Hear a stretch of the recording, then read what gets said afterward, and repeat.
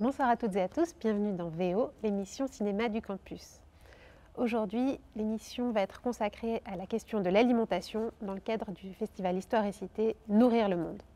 Pour parler de films et d'alimentation, j'ai le plaisir de recevoir Bertrand Baquet, spécialiste de cinéma et professeur à la HEAD, et Constance Sereni, historienne et chargée de cours à l'Université de Genève, l'unité de japonais. Bonsoir à vous deux, bienvenue. Bonsoir. Bonsoir. Avant de démarrer vraiment en parlant des films particuliers programmés par le festival, j'aimerais d'abord vous demander quelles sont, selon vous, les images que cinéma et nourriture, quelles images vous apparaissent en fait quand on parle de cinéma et de nourriture, spontanément? J'ai l'impression que c'est quelque chose qui a été lié depuis très longtemps. On a même dans les images de films muets, on a l'idée de Chaplin qui mange la chaussure ou qui fait la danse avec les petits pains. Je crois que c'est un thème qui a été très important tout au long du XXe siècle, la nourriture, l'insécurité alimentaire, la relation par rapport à la nourriture comme ennemi ou comme ami ou comme danger. Et donc je crois que le cinéma a beaucoup reflété ces questions. Oui, le cinéma et nourriture, c'est un sujet évidemment très vaste. Moi, ce qui m'intéresse, c'est vraiment la notion de repas aussi. Comment ça peut être un lieu de convivialité ou au contraire déclencher les passions les plus brutales, les plus parfois meurtrières. Donc, on a toute une gamme d'émotions qui passent à travers le rituel, qui est le rituel, peut-être l'un des rituels les plus symboliques de la vie en société, c'est le fait de manger ensemble. Donc, ça dit tout de suite quelque chose du bien vivre ou du mal vivre ensemble. Et selon vous, Bertrand, comment est-ce que les cinéastes ils envisagent l'acte de manger, de la préparation de la nourriture à son ingestion, en allant même jusqu'à sa digestion parfois? Oui, alors je dirais que chaque film est un cas particulier. On peut avoir en effet, comme je disais à l'instant, des repas qui sont des lieux plutôt de socialisation, d'échange, de réunion de famille et aussi parfois de règlement de compte. Et d'autres fois, on peut penser à des exemples très précis, et d'autres fois, justement, des choses plus complexes, plus perverses, j'allais dire, plus retorses. Si je prends un film assez exemplaire sur la question de la préparation du repas, qui est pas forcément dans le programme, mais le festin de Babette, évidemment, c'est toute la constitution d'une société autour du repas. Il y a toute une symbolique, héritée d'une symbolique chrétienne, voilà. Mais on pourrait aussi renvoyer au banquet traditionnel dans la Grèce antique, enfin, et tout ce que ça peut signifier. Voilà pour cette dimension-là. Mais après, chaque cinéaste, en effet, va avoir cette vision. C'est un moment de cristallisation. Hein. C'est un moment vraiment où, si on choisit, c'est compliqué de filmer un repas au cinéma. Donc, si on choisit de le faire, c'est qu'on veut dire des choses très très particulières, justement du fonctionnement soit de la famille, soit de la société. Le repas, c'est vraiment un des moments du lien social en fait dans toute sa pluralité en fait. Il y a une grande complexité sociale qui mange, qui écoute, qui sert la nourriture, qui prépare la nourriture. Dans certains cas, c'est les mêmes personnes, les mêmes acteurs. Dans d'autres, c'est au contraire très séparé. Donc, on a vraiment... il y a le comment manger également. Est-ce qu'on mange proprement? Est-ce qu'on mange salement? Est-ce que le repas est juste un prétexte à finalement une discussion? L'acte de manger n'est qu'accessoire. Où est-ce qu'on met au centre de la scène l'acte de manger? Je crois que c'est très, très divers, n'est-ce pas? Oui, et encore une fois, c'est très difficile. Hein. C'est toujours un moment complexe pour les cinéastes, parce que ça n'a l'air de rien, mais mettre 10 personnes autour d'une table, évidemment, c'est déjà un grand chiffre, mais de filmer justement tout ce processus, avec l'objet de table, exactement, au centre. Pouvoir développer une discussion qui se tienne, qui n'aille pas dans tous les sens. Alors, parfois, les scénarios sont très écrits, d'autres pas. D'autres fois, c'est très improvisé. Donc, ça demande une véritable chorégraphie. Hein. C'est un moment complexe. Je sais que pour des apprentis cinéastes, tourner un repas, c'est souvent casse-gueule, pour le dire assez. Il faut filmer à la fois les protagonistes, mais aussi la nourriture elle-même et parfois même le cadre. Exactement. Donc, ça demande vraiment une multiplicité de points de vue à la caméra. Exactement. Et si on veut un discours, si on veut de la parole, eh bien, l'acte de manger est forcément en contradiction avec le fait de parler. Donc, il y a une question de timing, il y a une espèce de chorégraphie à faire entre l'acte de manger et l'acte de parler, où on a une séparation, le moment où on mange, le moment où on parle. Donc, je crois que c'est effectivement un exercice auquel certains cinéastes se sont vraiment attachés parce que c'était difficile aussi, parce que c'est intéressant. Bon, je propose à présent qu'on regarde un petit extrait tiré du premier film dont on va parler aujourd'hui, La Grande Bouffe, une scène de petit déjeuner.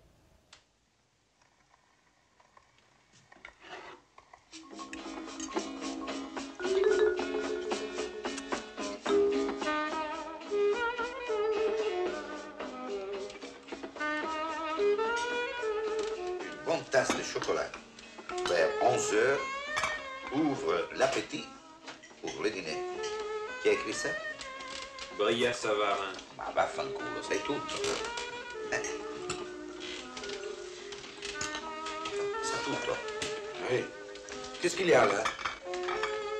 De rognon bourguignon. Ah oui? C'est pour moi.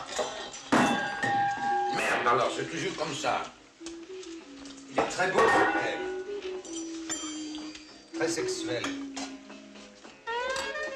Bertrand, je vais vous demander de réagir à cet extrait. Est-ce que vous pouvez le décrypter en quelques mots et en profiter pour nous parler de la manière dont le cinéma il fabrique un peu l'image?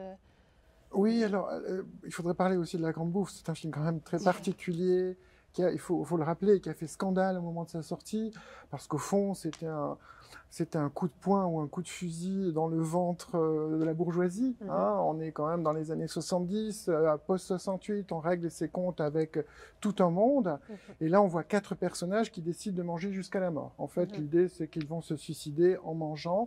Donc, c'est une critique déjà de la société de consommation, avec une vision, en fait, assez nihiliste, assez sombre. C'est-à-dire qu'au fond, il n'y a plus d'autre horizon que le matérialisme. Donc, je vais être trivial, manger ou bouffer même trivialement et baiser. Hein. Donc ça se réduit à ces pulsions fondamentales. Alors pour la séquence qu'on vient de voir, évidemment, on est plutôt au début du film, on est encore dans une phase où tout est assez élégant, on n'est pas encore en train de baffrer pour utiliser des mots un peu forts. Et une sophistication en fait dans le rituel. Exactement. Ce qui est magnifique, et là on parle de mise en scène, c'est qu'ils ne sont pas autour d'une table. Pour le coup, ils sont tous un peu dans leur coin. Enfin, il y en a 2 qui sont sur une petite table basse, un autre qui est sur son piano. Mais ce qui est très fort chez Ferreri, c'est la façon dont, justement, il sépare les personnages tout en les mettant dans le même plan. Et en même temps, alors vous voyez, en individuant et en même temps en faisant une scène de groupe. Ça, c'est un vrai travail de mise en scène, en jouant sur la profondeur de champ aussi.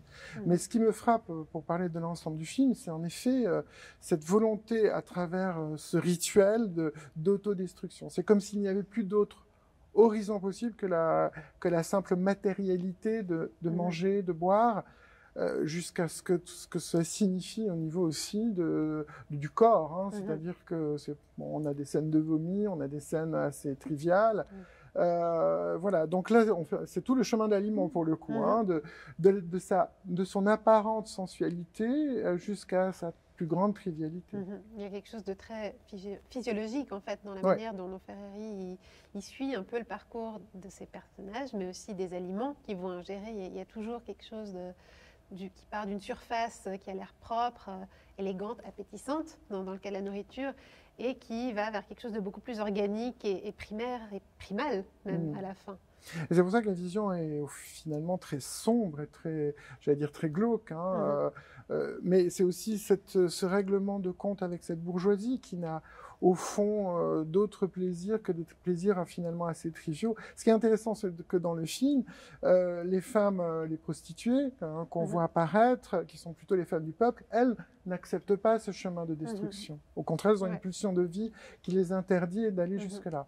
Si ce n'est la femme qui va être un peu leur ange de la mort, qui va les accompagner, interprétée par Andrea Ferreol, et qui, elle, va les accompagne jusqu'au moment ultime de leur mort. Et comme vous l'avez dit, il y a un lien assez marqué dans ce film, notamment entre le fait de s'alimenter et le fait d'explorer sa sexualité, et nourriture et sensualité sont vraiment associés, et parfois même dans les mêmes moments. Comme le montre Ferreri dans certains plans où on voit un personnage qui baise et qui bouffe en même temps. Mais aussi, et ça sera la différence avec le film Tampopo, je pense que ce qui marque ce film, et on pourrait en parler longtemps, mais c'est vraiment une pulsion de mort et de destruction. Oui. C'est pour ça qu'il n'y a finalement pas tant de sensualité. Étonnamment, la sensualité, on la trouve plus du côté d'Andrea Ferreira, Oui. le personnage féminin, que du côté des hommes qui sont dans une espèce de consommation désespérée et destructrice finalement. Donc voilà, en fond, c'est une tragédie, c'est une comédie à la fois, c'est une tragédie à la fois, mais c'est une farce.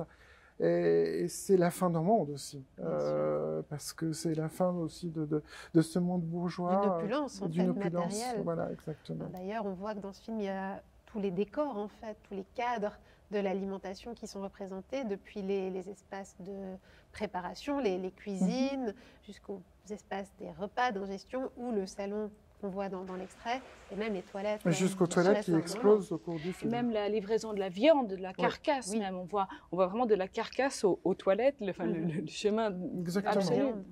Exactement.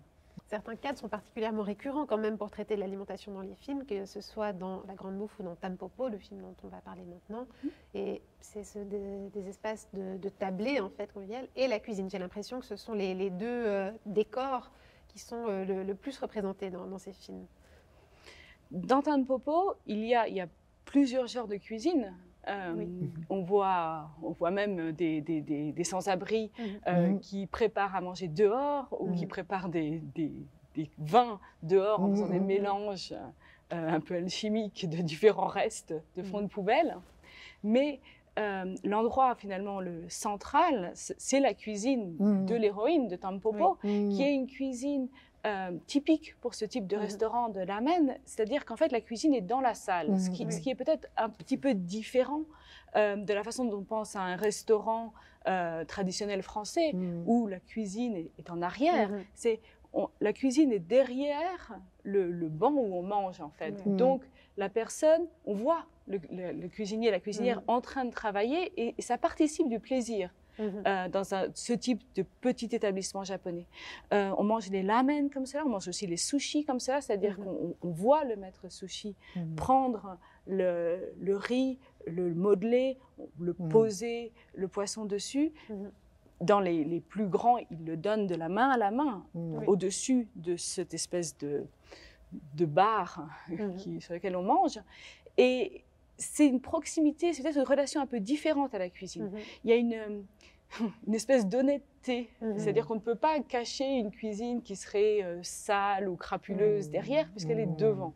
C'est vrai que ça est différent, pardon, par rapport à La Grande Bouffe, ce qu'on voit bien, c'est l'étagement des espaces. On voit bien que la cuisine est plutôt au sous-sol, enfin en tout cas dans les états, dans les parties basses de la maison, et puis après on monte en effet la sexualité dans les parties supérieures. En fait, mais il y a un étagement, alors ça c'est aussi très traditionnel dans le cinéma français, même si Frédéric italien, si on pense à La Règle du jeu de Jean Renoir par exemple, on voit très bien dans la maison, et c'est quand même une orgie à la fin, une forme d'orgie de l'aristocratie. Il y a des points communs entre ces deux films, mais on voit bien où sont les cuisines, au sous-sol, et en effet où la grande bourgeoisie festoie dans les étages supérieurs. On va parler maintenant des lieux où on consomme la nourriture, et je propose qu'on visionne un extrait tiré de Tampopo, celui d'une dégustation de spaghettis. 非常に小さな音、例えば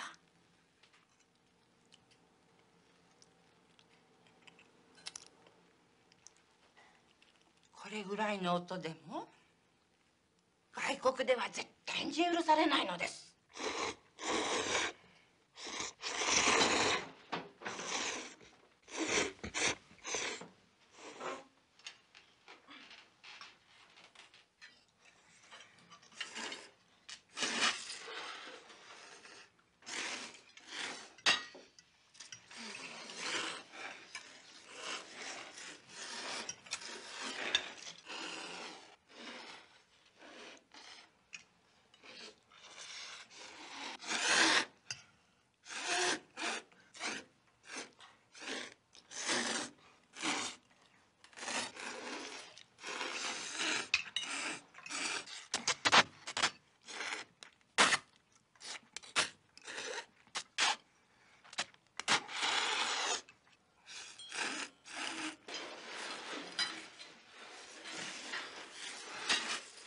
Constance, est-ce que vous pourriez décrypter un petit peu pour nous cet extrait, s'il vous Oui. plaît?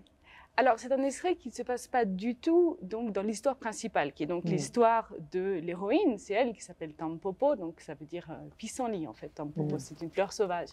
Et qui essaye, donc, elle essaye de faire marcher son restaurant de la Maine. Elle n'y arrive pas, et c'est la quête, en fait, du film. Mais le film est aussi prétexte à toute une série de petits sketchs qui se passent un peu partout. Et l'un des lieux récurrents de ces petits sketchs, c'est un grand restaurant qui visiblement est un restaurant occidental, où il y a plusieurs scènes qui d'ailleurs ne concordent pas tout à fait, parce que Itami Juzo est assez iconoclaste, donc en fait c'est le même restaurant, mais ce n'est pas tout à fait le même restaurant quand on le voit dans les différentes scènes. C'est assez intéressant à regarder.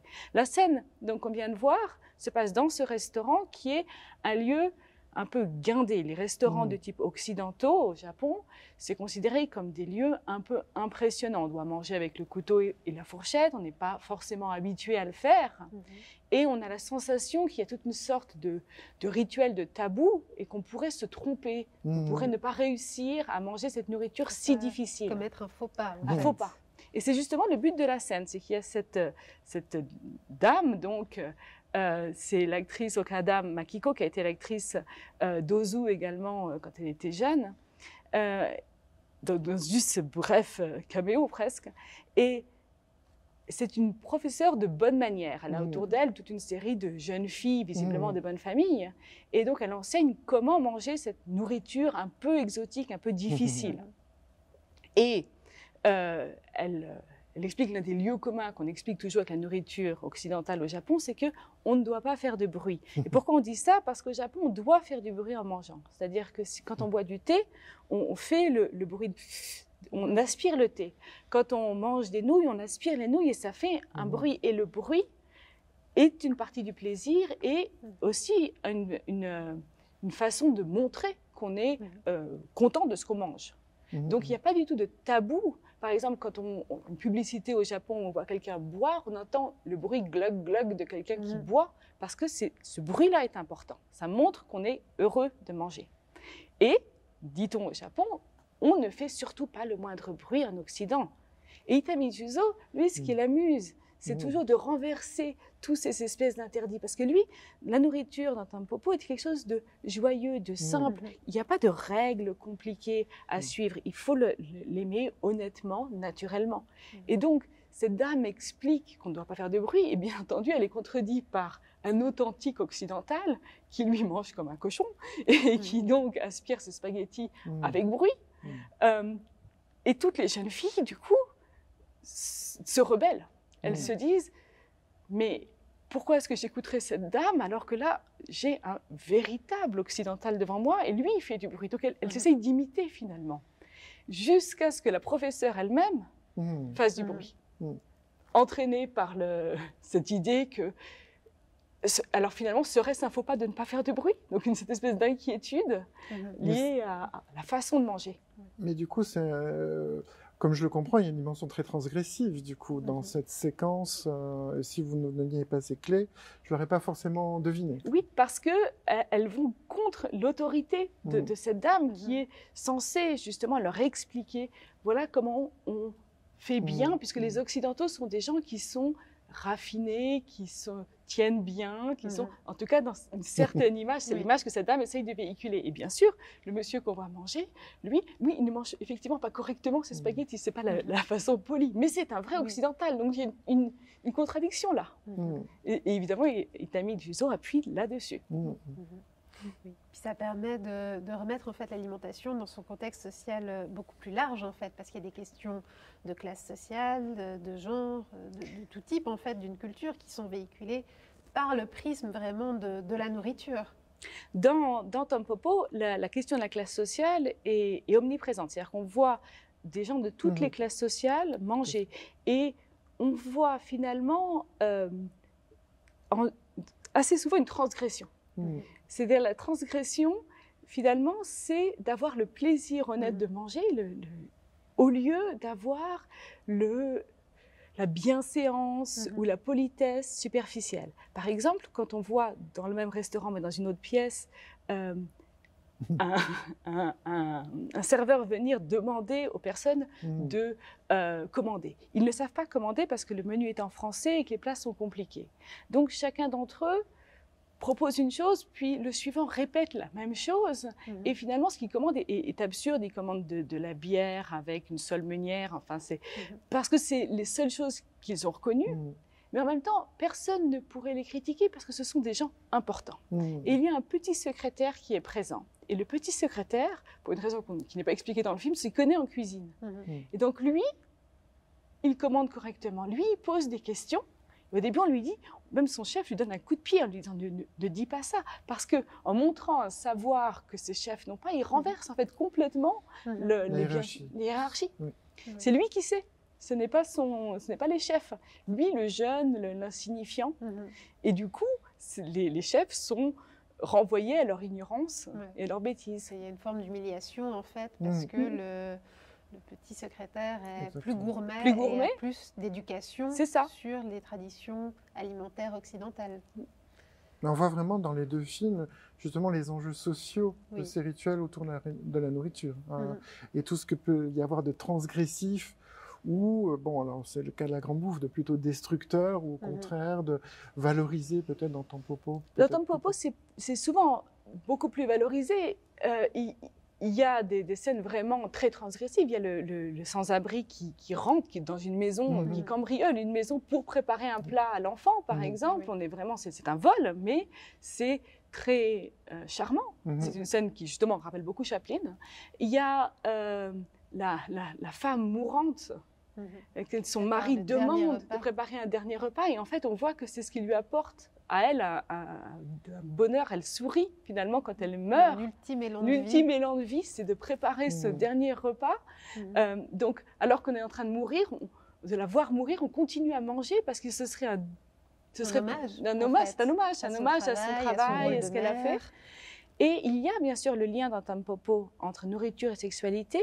Dans Tampopo, c'est très particulier parce que c'est lié au cru. C'est le cuit est plutôt dans ce qui est les rituels sociaux, plutôt par rapport à justement ces questions de savoir, pas savoir. Est-ce que c'est important? Est-ce que finalement c'est si important de savoir exactement comment faire? Ou est-ce que c'est important d'avoir du cœur? C'est vraiment Tampopo, c'est beaucoup comme ça.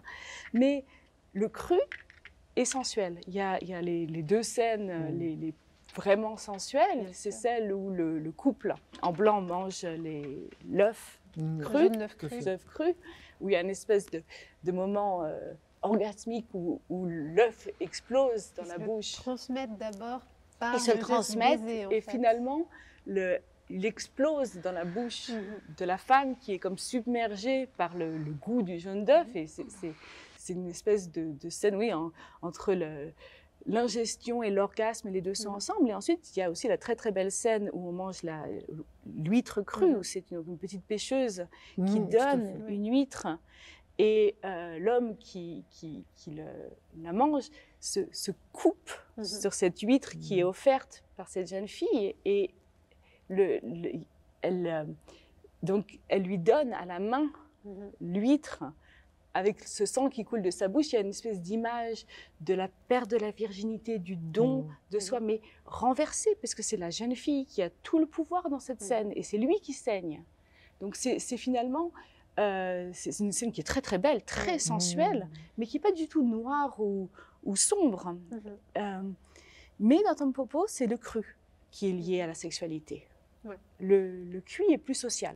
Ce qui me frappe en vous écoutant, et du coup ça montre le contraste entre les deux films, c'est comment l'ingestion dans La Grande Bouffe est un lieu justement de pulsion de mort, et là au contraire, comme vous le décrivez avec la précision avec laquelle vous le décrivez, on voit plutôt que c'est une éloge de la vie.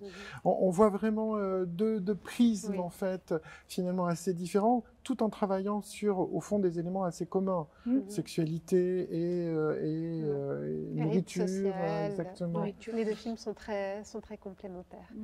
Et c'est pour ça que je vous recommande d'aller les voir si vous ne les connaissez pas déjà, ou de les revoir. Merci beaucoup. Très bien, merci.